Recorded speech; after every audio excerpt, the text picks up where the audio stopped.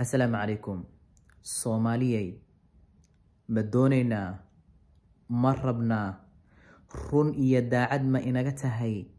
إنان الله رب سبحانه وتعالى قرقار كيسي قوشي سهلنا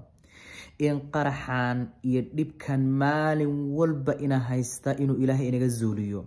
دلن يرادينا مال والبا سوشال ميديا ميد كودا إيا سوردو دا لصور إيغايو oo qalbi jabka iyo qalbi xanuunka nagu riday inuu Allah Rabbi subhanahu wa ta'ala inoo gargaaro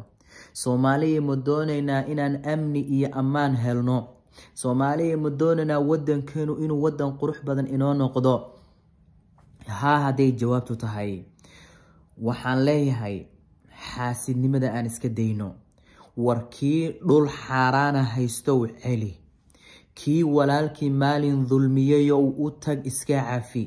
kii maal xaraana haysto celi kii dib geystayo dibkaaga sheego kii qof dhulmiyeeyo maalinkaas inta u tagto cafis ka dalbo wallahi inta aad xoolo xaraana haysato wallahi inta aad qof dhulmi u geysatay oo qofkaasi qalbiga ka ooyayo wallahi baana wanaag iyo hormar u gaareynin haba yaraade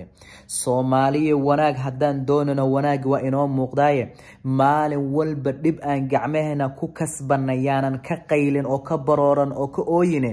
ama aan u adkaysano dibka ila inaga shaqaysanaye ama aan ka laabano oo Allah Rabbi subhanahu wa ta'ala u noqono oo qof walba dibku geystay ha ka xalaaloobo markaasan hormar iyo wanaag gaaranay laakiin inta qalbiga qof walba ka ooyayo inta indhihiisa ilmo ka socoto sababtuna ay tahay dhulmi aad u geysatay adiga wallahi haba yaraatee hormar wax la yiraahdo inaanan gaareynin amnina gaareynin raali ahaansha ilaahina aan helaynin adduunkana saasaan ugu ciqaabnaanana aakhirana cadaabka weynaaba ina sugaya Soomaaliya wanaag hadaan doonayno ilaahay aan u noqono